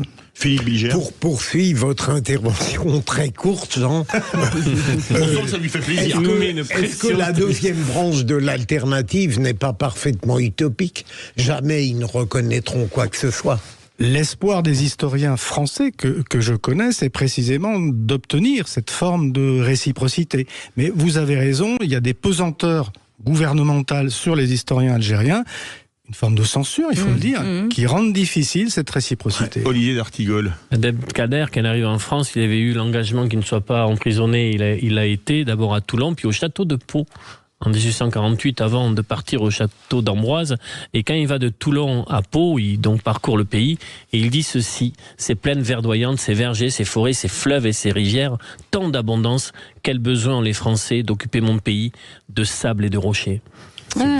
C'est beau. Mais est-ce que... Et ces conditions de détention, disons, au château de Pau, ont été difficiles pour lui, parce qu'il était emmuré. Il refusait de sortir en disant, quelqu'un comme moi, qui est habitué aux vastes espaces, à un horizon dégagé, ne peut pas supporter ces conditions de vie. Mais comment expliquer qu'on parle encore et toujours de la colonisation de l'Algérie, de la guerre d'Algérie, et jamais de l'Indochine, alors que la colonisation de l'Indochine a été quand même très violente, et la décolonisation, la guerre d'Indochine a fait beaucoup plus de morts que la guerre d'Algérie. Comment expliquer que d'un côté on n'arrive pas à passer à autre chose, et que de l'autre côté on est passé à autre chose assez facilement? Deux raisons majeures qui sont démographiques. Vous aviez 1 million d'Européens dans l'Algérie. En Algérie, et 5 000 colons en Indochine. Qui sont devenus des rapatriés, qui évidemment ont entretenu aussi une mémoire. Et puis ce qui s'est passé dans les années 60, une très forte immigration venue d'Algérie dans notre pays. Donc ces deux phénomènes-là conduisent à une prise en compte et à une dramatisation de ces enjeux que vous n'avez pas par rapport à la guerre d'Indochine. Mais est-ce qu'on peut imaginer un apaisement entre l'Algérie et la France ? Est-ce qu'aujourd'hui, en matière de diplomatie, est-ce qu'à un moment donné, on peut faire avancer les choses ? Parce que c'est quand même un sujet qui pèse depuis 60... De manière objective, je pense que c'est une recherche de la diplomatie française depuis des années, mais qui se heurtait aussi à la présence au pouvoir en Algérie des anciens du FLN, toute une infrastructure, des apparatchiks en fait du FLN et de l'armée. On peut imaginer qu'avec la succession de nouvelles générations, il va y avoir une approche un peu plus, dirais, apaisée de ces problèmes. Oui, le pouvoir algérien, c'est aussi de temps en temps souffler sur les braises des mémoires à but politique. Un régime où il n'y a jamais eu d'alternance depuis 61 ans d'indépendance. Hein. Mais même chez nous, en France... Il y a eu le fisc. Oui, et puis il y a eu le coup d'État de Boubédienne en 65. Oui. Même en France, les Algériens, est-ce qu'on peut s'apaiser entre nous d'une manière ou d'une autre ? C'est difficile. Évidemment, c'est difficile parce qu'il y a tout le poids de ce passé aussi, de cette colonisation, des crimes qui ont été commis de part et d'autre ensuite au moment de la guerre d'Algérie. Donc c'est particulièrement difficile de cerner ces problèmes, de les résoudre. Ils ont tous cette connotation autour des idées de repentance, etc. Donc ça rend les choses beaucoup plus sensibles que pour tout autre type d'immigration. Ah, bien sûr. Allez, vous restez avec nous dans un instant, Olivier d'Artigol. Vous reviendrez sur 4 associations de consommateurs qui dénoncent des profits opaques dans les enseignes de distribution sur fond d'inflation. Donc forcément, ça dérange beaucoup. 0826 300 300, on en parle dans un instant. C'est les vraies voix jusqu'à 19h. Vous pouvez réagir quand vous voulez. Cette émission est pour vous et par vous. Avec un trio infernal aujourd'hui, Philippe Bilger à l'antenne et hors antenne, Olivier d'Artigol et bien sûr Jean Garrigue, le tour de table de l'actu des vraies voix. Olivier d'Artigol, on va parler un peu inflation avec vous dans ce tour de table de l'actu, avec on parle beaucoup des distributeurs et des enseignes de supermarchés avec des marges peut-être indécentes. C'est un marronnier tous les ans, mais sur le moment de la négociation. Mais là, nous sommes face dans une situation avec cette inflation sur les prix alimentaires qui est très forte, aussi sur les prix de l'énergie. Et on attendait de 2 secteurs, l'agroalimentaire et la grande distribution, une prise en considération de cette situation-là. C'est important bien sûr pour les consommateurs, c'est aussi très important pour les producteurs. Sud Radio sait les recevoir, leur donner la parole. Et c'est vrai que parfois les discussions entre... C'est à eux qu'on tord le cou quand même. Oui, on leur tord le cou. Moi je connais par exemple les producteurs de lait dans mon département en Béarn, c'est catastrophique. Oui. Ce qu'ils vivent, catastrophique. On dit qu'il y a beaucoup de suicides dans le monde de l'agriculture, mais sur les producteurs de lait, la traite... d'abandon. Oui, la traite, voilà, c'est parfois des reportages sur la dernière traite parce qu'ils ne peuvent plus en vivre. Alors, on attendait un comportement, j'ai envie de dire, plus vertueux, mais business is business. Et donc, des grands groupes de la distribution ont profité de ce contexte d'inflation très, très importante pour faire progresser leurs marges de manière spectaculaire. Dans l'agroalimentaire, c'est du jamais vu. Jamais les marges ont été aussi importantes. Alors, les associations demandent 2 choses qui me semblent justes, qui me semblent aller dans le bon sens. Dans la bonne direction, la transparence totale et immédiate sur les marges nettes par produit. Comment est construit le prix ? Qu'on sache du début à la fin comment ce prix est construit, et des mesures concrètes pour rendre impossible des marges excessives sur les produits alimentaires essentiels de première nécessité. Oui, avec des marges fixes en fait. Oui. Question, qu'est-ce qu'une marge excessive ? Un chef d'entreprise vous dira qu'il ne fait jamais assez de marge. Mais une marge excessive, aujourd'hui, on est à des prix dans les grandes surfaces, c'est plus 20% en 2 ans. Vu le contexte qu'on vit, c'est trop. Non, vous avez raison. Dès lors qu'on a des adjectifs un peu flous comme ça ça permet à la mauvaise foi ou je dirais à la malhonnêteté d'exister. C'est très dangereux ces formules. Jean Garrigue. Pour évaluer les marges excessives, moi je conseillerais d'aller sur les parkings automobiles des propriétaires d'hypermarchés Et vous verriez que, en principe, on y voit plutôt des limousines que des petits véhicules. Mais c'est une boutade. Non, ce qui est vrai, c'est que on peut être un peu choqué par ce petit jeu de ping-pong auquel on assiste depuis quelques mois entre d'un côté les grands industriels, y compris internationaux, je dirais les grandes multinationales, et les distributeurs qui se renvoient la balle en permanence. C'est pas moi, c'est lui, et c'est lui, c'est pas moi. Oui. Et quand on apprend effectivement que des marges spectaculaires ont été réalisées. Donc, je pense qu'il y a quand même un problème. Mais est-ce qu'il n'y a pas aussi un petit problème? Je vous posais la question. On vient de signer l'Europe un nouvel accord de libre-échange avec la Nouvelle-Zélande, qui est à l'autre bout du monde. Quand vous voyez, par exemple, le prix qu'a l'agneau néo-zélandais, comment voulez-vous que l'agneau français puisse arriver émerger, à se battre? Surtout. Émerger, voilà. Oui, c'est ça. Vous avez raison, il faudrait... La question des traités internationaux, j'espère qu'elle va rebondir sur les élections européennes et qu'on pourra en parler. Vous avez raison, mais qui peut le plus, peut le moins, il faut traiter cette question-là. Mais je m'attendais, vous allez me dire, c'est que je suis d'une grande naïveté, je m'attendais, face au contexte actuel totalement inédit sur l'inflation alimentaire, je m'attendais à ce qu'il y ait une pause dans ce qu'on vit depuis des années sur en effet ces tensions entre producteurs agroalimentaires, grande distribution, en se disant là pendant 2 ans on met la pédale moratoire, on met la pédale douce en effet et on maintient des prix sur vous savez, ce panier de première nécessité, celui qui permet aux familles populaires mais aussi en bas des classes moyennes, j'ai envie de dire, de faire en sorte que la fin du mois n'arrive pas le 15. Voilà. Ce qui est fou, c'est qu'il y a une pub de supermarché dont je tairai le nom qui explique que finalement le steak est devenu un luxe et c'est ça qui est dingue. Et cette pub, elle est folle parce que elle ouvre son cadeau, elle a l'impression que c'est une bague et en fait ce sont des steaks cachés. C'est quand même dingue aujourd'hui de réfléchir comme ça. Alors vous savez que dans les catégories, c'est-à-dire salaire, parce qu'on a aussi une smicardisation du salariat français aujourd'hui, mais sur les salaires au SMIC ou en dessous du SMIC et minima, 40% des familles ont réduit leur portion alimentaire. C'est du jamais vu ça encore. C'est-à-dire qu'il y a aussi des personnes aujourd'hui qui ne mangent pas à leur faim au vu de ce contexte-là. Alors moi, il y a une famille qui m'a dit, on a pris des assiettes à dessert pour avoir l'impression... C'est vrai, non mais c'est vrai ce que je dis. Des assiettes à dessert pour avoir l'impression d'avoir des assiettes remplies. Et il y a des communes qui sont obligées de fournir des repas à toute une partie. C'est Grigny qui s'est lancé là-dedans. Parce que toute une population est incapable de s'alimenter. C'est quand même gravissime. Et elles se sont portées, Olivier d'Artigol, ces associations, elles se sont portées, enfin, c'est quoi finalement leur attente et elles s'adressent à qui? Elles tirent la sonnette d'alarme, elles interpellent l'exécutif et elles font une série de propositions. Je vous en ai donné 2 sur la transparence totale et sur des mesures concrètes sur les produits de première nécessité. J'espère que ce dossier va avancer.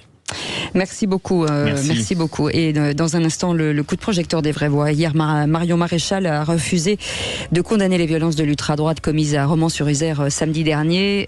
Cette question, faites-vous une différence entre extrême droite et ultra-droite? Pour l'instant, Philippe. Vous dites oui à 59%. Luc Rouban est avec nous, directeur de recherche CNRS au Centre des recherches politiques de Sciences Po et auteur du livre La vraie victoire du RN, édité à Presse de Sciences Po. Bonsoir, merci d'être avec nous. Entre l'extrême droite et l'ultra-droite, l'un des deux est-il ou tel encore dans l'arc républicain? Écoutez, oui, l'extrême droite qui devient maintenant une droite radicale est dans l'arc républicain dans la mesure où c'est un parti légal qui participe aux élections et qui a un rôle qui est parlementaire, qui a des représentants. L'ultra-droite fait partie de cette marge considérée par les services de renseignement comme susceptible d'être dangereux pour la République ou pour l'ordre public. Donc effectivement, il y a une différence entre les deux. On en parle dans un instant. 0826 300 300, vous pouvez commenter bien sûr, à tout de suite. 17h-20h, Philippe David, Cécile de Ménibus. On est ravis de vous accueillir tous les jours dans cette émission de 17h à 20h. Vous avez la parole. C'est un moment de donner votre avis, bien entendu, et d'échanger avec nos éditorialistes du jour. Philippe Bilger, président de l'Institut de la Parole, Olivier d'Artigol, éditorialiste politique, et Jean Garrigue, président du comité d'histoire parlementaire et politique et auteur de ce livre, Les jours heureux quand les Français rêvaient ensemble, chez Payot. Tout de suite, le coup de projecteur des vraies voix. Les vraies voix Sud Radio, le coup de projecteur des vraies voix. Milice d'extrême droite, ultra droite pour Gérald Darmanin, faction d'extrême droite pour Olivier Véran, groupuscule d'extrême droite pour Mathilde Panot. Chaque responsable politique utilise donc de manière aléatoire les mots de l'extrême droite ou d'ultra droite pour qualifier les groupuscules à l'origine de violences depuis la mort de Thomas tué dans le bal à Crépol. Des mots qui ont pourtant une signification distincte, Philippe. Oui, est-ce que pour vous, ce qu'on appelle l'ultra droite n'est pas en fait la véritable extrême droite? Est-ce que vous trouvez qu'il y a, on va dire, une indignation à deux vitesses entre l'extrême gauche et l'extrême droite? Est-ce que pour vous, aujourd'hui, il y a une différence, vous faites une différence entre extrême droite et ultra droite, et pour le moment sur Twitter, vous dites oui à 60%. Et certains de nos auditeurs nous disent que les deux existent, et Prune nous dit quelle extrême droite, elle n'existe plus en France. On va en parler avec notre invité Luc Rouban, directeur de recherche CNRS au Centre de recherche politique de Sciences Po et auteur de ce livre La vraie histoire du RN, histoire du RN, édité aux éditions Presse Sciences Po. Merci d'être avec nous, Luc Rouban. Petit tour de table d'abord avec Philippe Bilger, avec cette notion qui est parfois assez mince entre l'un et l'autre. En effet, Cécile Philippe, c'est un sujet sur lequel on pourrait tenter d'être trop long. Mais en réalité... Votre information du début. Moi, j'ai toujours considéré que le terme d'extrême droite, aujourd'hui en tout cas, ne signifiait plus rien, parce que d'abord, il y a une multitude d'extrêmes droites dont la caractéristique n'est pas la même au regard des pays. Et deuxième élément, c'est que l'extrême droite est une sorte de dénonciation valise qui a longtemps servi à ses opposants à ne jamais la dénoncer sur un plan politique, mais à croire que l'opprobre éthique était suffisante pour la faire reculer. Et deuxième élément, si on admet cela, il me semble que la distinction à supposer que le terme d'extrême droite puisse être retenu, c'est un peu une définition politique. Extrême droite, ultra-gauche, ce serait davantage une définition, j'allais dire, de la violence, de l'affrontement démocratique, quelque chose qui renvoie à moins de dialogue et à plus de tension. Olivier d'Artigol. Incontestablement, le RN de Marine Le Pen n'est plus le FN de Jean-Marie Le Pen. Reconquête, pour le coup, a accéléré encore cette forme de normalisation. Je vois par exemple que Éric Zemmour dit l'islam n'est pas compatible avec la République, ce que ne dit pas Marine Le Pen. Marion Maréchal dit concernant le défilé à Romans de l'ultra-droite, ce sont des zozos, alors que Bardella dénonce. Première chose. Deuxième chose, l'ultra-droite existe. Le directeur de la DGSI, renseignement intérieur, sécurité intérieure, a indiqué il y a quelques mois qu'après la menace islamiste, c'était la menace des groupes de l'ultra-droite qui était la plus surveillée dans notre pays, avec 12 projets d'attentats, d'actions violentes qui ont été mises en échec. Et les rassemblements que nous voyons ne sont pas l'œuvre de zozo, comme je peux l'entendre, ou d'imbéciles. On me dit non, c'est une idéologie qu'on connaît, qui sur les réseaux sociaux fait l'apologie du Troisième Reich. Il faut dire les choses telles qu'elles sont. Et donc là, nous avons affaire en effet à une extrême droite, ultra-droite. Si l'on considère que l'extrême droite correspond à une tradition politique qui a été nationaliste, puis fascisante, puis populiste, et qui a incarné le Front National, on peut avancer l'idée que le Rassemblement National d'aujourd'hui ne correspond plus à l'extrême droite. Et qu'en revanche, à l'extrémité de la droite, vous avez cette ultra-droite, et là je rejoins tout à fait Olivier, une ultra-droite qui d'abord nage dans l'illégalité, qui colporte des idées, des thématiques, une culture fascisante, et qui correspond effectivement, qui ne correspond plus d'ailleurs à ce qu'était même l'extrême droite de Jean-Marie Le Pen, et qui se situe dans un extrémisme, un ultracisme, qui existe depuis toujours, mais qui en ce moment reprend de manière inquiétante du poil de la bête. Une question, Luc Rouban. Je rappelle que vous êtes directeur de recherche au CNRS et au Centre de recherche politique de Sciences Po, auteur du livre La vraie victoire du RN, édité aux presses de Sciences Po. Est-ce qu'à force d'avoir utilisé le mot extrême droite, vous me passerez l'expression à tire-larigot, certains parlaient de l'extrême droite dans la majorité, pour la majorité présidentielle il y a quelques mois, le concept ne veut plus dire grand-chose? C'est-à-dire qu'en fait, à partir du moment où, d'une part, vous avez quand même une forme de droitisation de l'opinion, surtout sur un certain nombre de sujets comme la sécurité ou l'immigration. Et comme tout est relatif dans le milieu politique, ce qui pouvait passer pour extrême il y a encore quelques années devient de plus en plus simplement droitier ou banalement droitier aux yeux d'un certain nombre d'électeurs. Parce qu'il s'agit de représentation des électeurs, il ne s'agit pas simplement des programmes politiques, mais des représentations qu'en ont les électeurs ou les Français. Et puis deuxièmement, si vous voulez, c'est vrai qu'il y a toujours eu ce côté effectivement stigmatisant de l'extrémisme, parce que dans le fond, quand on dit extrémisme, que ce soit extrême droite ou extrême gauche, ça veut dire qu'on sort du champ de la politique dite normale, de la normalité politique, pour être dans des périphéries, et je dirais des périphéries, des marginalités en quelque sorte. Alors la marginalité maintenant c'est l'ultra-droite, mais à partir du moment où vous avez une Marine Le Pen qui réunit quand même 41% des électeurs au second tour de l'élection présidentielle de 2022, on n'est plus dans la périphérie. Donc il y a aussi un phénomène quantitatif. Donc tous ces phénomènes font qu'effectivement vous avez des requalifications, un recentrage dans les représentations des Français du RN, qui n'est plus le FN effectivement, au centre, je dirais presque, de gravité des droites, et bien entendu un peu une course à l'échalote pour savoir qui est plus à droite de la droite. C'est-à-dire qu'effectivement, vous avez Reconquête avec Zemmour, et puis du côté de Reconquête, on va dire ah oui, non, mais il y a encore plus à droite, il y a l'ultra-droite. Donc effectivement, il y a quand même une course à la notabilité, aussi bien du RN que de Reconquête, et donc avec un rejet de ces groupuscules. Alors, rappelons que ce sont des groupuscules qui sont quand même très limités quantitativement, qui réunissent quand même des personnes effectivement qui ont culte, je dirais, de l'action violente. C'est la même chose à l'ultra-gauche. On allait vous poser la question justement. Voilà, mais c'est la même chose, c'est aussi du côté des anarchistes, l'ultra-gauche, donc c'est l'action directe par la violence. Ils sont surveillés effectivement par la DGSI parce que, dans le fond, là, on est dans la zone un petit peu obscure ou dans la zone intermédiaire qui précède le terrorisme, mais on n'est pas dans le terrorisme. Oui. Je rappellerai que quand même historiquement, on a eu des phénomènes de groupuscules de droite ou d'extrême droite extrêmement beaucoup plus violents encore, avant-guerre, mais bien avant aussi. Avec, par exemple, la terreur blanche en 1815, quand vous aviez des nostalgiques de l'ancien régime qui tuaient les officiers de la Grande Garde. C'était la théorie des monarchistes de Louis XVIII à l'époque pour requalifier rapidement. Voilà. Donc en fait, effectivement, vous avez un phénomène à la fois de recentrage de ce qui était autrefois l'extrême droite, qui devient quand même le RN devient le parti, en quelque sorte, autour duquel s'organise toute la vie à droite. C'est un petit peu le trou noir qui attire les LR, qui attire tous les éléments de droite, et d'ailleurs, ils sont très, très embarrassés.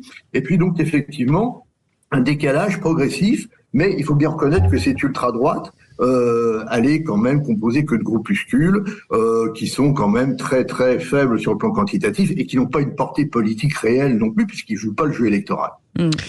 Luc Rouban, est-ce que cette visibilité très forte aujourd'hui de l'extrême droite et de l'ultra droite, est-ce qu'elle vient du fait qu'elle se greffe sur un paysage politique qui est relativement pauvre, finalement, où elle occupe une place presque naturellement importante, ou est-ce qu'il y a derrière l'ultra droite une sorte de dénonciation d'une politique qui est, par exemple, beaucoup trop faible, de mon point de vue, en matière régalienne?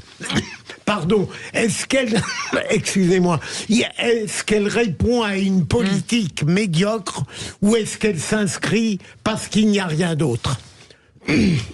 Écoutez, en fait, oui, moi je pense que on a un problème, si vous voulez, actuel, qui est, dans le fond, l'affaiblissement de l'État, avec le véritable enjeu qui est derrière, la montée en force des violences, mais d'une violence qui est protéiforme, qui est multiforme aujourd'hui, envers les élus locaux, envers, je dirais, des différents types de communautés. On voit bien la montée de l'antisémitisme qui est quand même absolument terrible. Donc les violences contre les immigrés aussi, bien entendu. Donc si vous voulez, on a quand même ce vrai problème, c'est-à-dire que la visibilité de l'ultra-droite est disproportionnée par rapport à sa portée politique, parce que dans le fond, le véritable enjeu derrière, c'est mais que fait l'État? C'est-à-dire, en fait, c'est l'affaiblissement de l'État, avec le risque de voir se développer des mouvements violents incontrôlés, qui vont prendre la place de l'État et qui vont dire, puisque l'État fait pas son boulot, nous on va le faire, et avec évidemment une surenchère dans la violence, dans les je dirais dans des risques de confrontation violente. Je pense que c'est ça le problème actuellement, c'est-à-dire que je pense que beaucoup d'observateurs sont d'accord pour dire que voilà, on a quand même un problème de mise en phase des gouvernants avec les gouvernés et de prise en considération de la réalité du terrain. Et donc dans ce décalage et dans cet affaiblissement réel de l'État, quantitatif et qualitatif, et dans cette médiocrisation, dans cet affaiblissement général de la structure publique, vous avez des pouvoirs privés qui émergent. Et là, effectivement, on retrouve des situations anciennes. Olivier d'Artigol et Jean Garrigue. Oui, tout ce qui vient d'être dit est passionnant. Je complète juste sur 2 points. D'abord, droitisation dans notre pays, il faut aussi voir le mouvement à l'échelle du continent européen. Oui. La dernière secousse étant aux Pays-Bas, mais il y en a eu ô combien avant. Il est intéressant d'ailleurs de voir les relations entre organisations politiques, entre le RN et d'autres et ses partenaires européens pour parfois pouvoir les requalifier sur le plan politique. La deuxième chose, c'est qu'en effet une crise de l'État, une crise de l'autorité, mais une crise de l'imaginaire politique aussi. C'est-à-dire que moi je pense que la gauche a une responsabilité morale. Par paresse intellectuelle, elle s'est contentée de vouloir s'opposer à l'extrême droite au cours des dernières années sur le simple thème du no passaran, c'est-à-dire de l'antifascisme. Sauf que le Rassemblement national ne correspond plus à ces critères-là. Et il aurait fallu, bien sûr, mener une bataille d'idées, une confrontation idéologique sur les solutions pour le pays. La seule proposition aujourd'hui du RN concernant les salaires, c'est une exonération des cotisations sociales patronales. On sait très bien que ces cotisations, elles permettent d'alimenter les budgets sociaux. Donc moi, je préférerais une riposte politique autre que celle du simple no passaran. Jean Garrigue. Alors, encore pour compléter ce qui vient d'être dit, je vois aussi dans la structure de notre géographie politique, ce qu'on appelle le macronisme, qui a rassemblé des modérés de droite, du centre et de la gauche, a provoqué une radicalisation à gauche avec la France insoumise, à droite avec le Rassemblement national qui au fond se substitue comme pilier de la droite à la droite traditionnelle des Républicains. Et vous avez donc cette structure-là qui est une structure qui paralyse la décision publique et qui ne pourra se résoudre qu'à partir du moment où les structures de gauche traditionnelle ou de droite traditionnelle reprendront toute leur place au centre de l'échiquier politique. Luc Rouban, pour répondre à nos 2 vraies voix, est-ce qu'il n'y a pas eu un vide de la gauche, notamment pour parler aux classes populaires? C'est ce que disait Olivier d'Artigol. Et est-ce que finalement, Macron n'a pas dynamité le paysage politique français en faisant le très grand centre et en radicalisant évidemment les 2 autres côtés de l'échiquier politique? De la gauche et de la droite, car le déficit aussi vers les classes populaires touche les Républicains. C'est vrai, exactement. Luc Rouban. C'est vrai que dans le fond, on assiste à une forme d'intellectualisation du débat politique par les partis politiques depuis un certain nombre d'années, qui ont oublié au passage les catégories populaires, les catégories moyennes aussi, et aussi de plus en plus une partie des catégories supérieures. C'est-à-dire qu'en fait, le problème, il est beaucoup plus vaste que ça. Il se réduit pas simplement au populisme, comme on le dit souvent. Donc, quand on voit l'évolution de l'électorat du RN qui s'élargit de plus en plus, il faut quand même rappeler que le tiers des catégories supérieures, professionnelles supérieures, ont voté pour Marine Le Pen. Oui. Au second tour de l'élection présidentielle. Donc le tiers, c'est quand même pas rien. Bon, donc on n'est plus du tout dans les données d'il y a 10 ou 15 ans. Donc effectivement, vous avez une gauche qui, je crois, a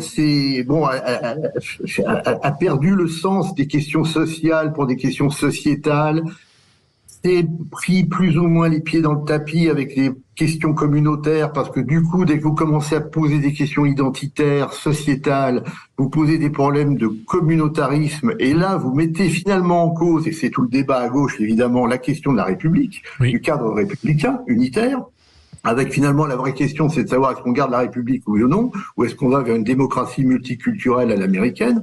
Bon, parce que c'est ça le fond de l'affaire. Bon, une gauche qui a jamais su vraiment. Alors bon, vous avez les filles, on sait pas trop dans quel. Ils sont plutôt multiculturels, donc mais voilà, voilà. Donc il y a l'autre enjeu qui est bon, derrière le social, il y a le sociétal, et derrière tout ça, il y a la République. Qu'est-ce qu'on en fait?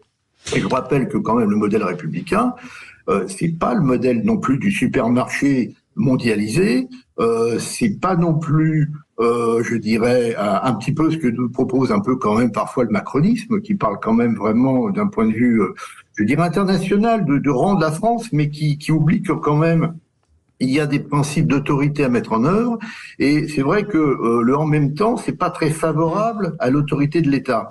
Et là, il y a il y a beaucoup d'analyses à faire, si vous voulez, mais on voit bien qu'il y a quand même une grande démobilisation, je dirais, au sein des services de l'État eux-mêmes, hein, de la fonction publique. Ils savent pas trop où ils vont, et dans le fond, c'est vrai qu'on a une perte de sens. Et donc, dans le cadre du macronisme, donc effectivement, on voit bien ce phénomène d'absorption des modérés de chaque côté, mais derrière tout ça, vous avez quand même cette crise de l'autorité et cette crise de l'appareil d'État. Et je crois que ça, c'est vraiment un problème pour la République, parce que, rappelons, je vais pas faire Jean Garrigue le sait beaucoup mieux que moi, mais la République, c'est pas un régime, c'est pas un régime sympathique, hein, c'est un régime coercitif et autoritaire. Rappelons qu'il n'y a pas si longtemps, on interdisait et on punissait très sévèrement les élèves qui parlaient breton dans les écoles. De droit et de devoir. Ouais. C'est vrai.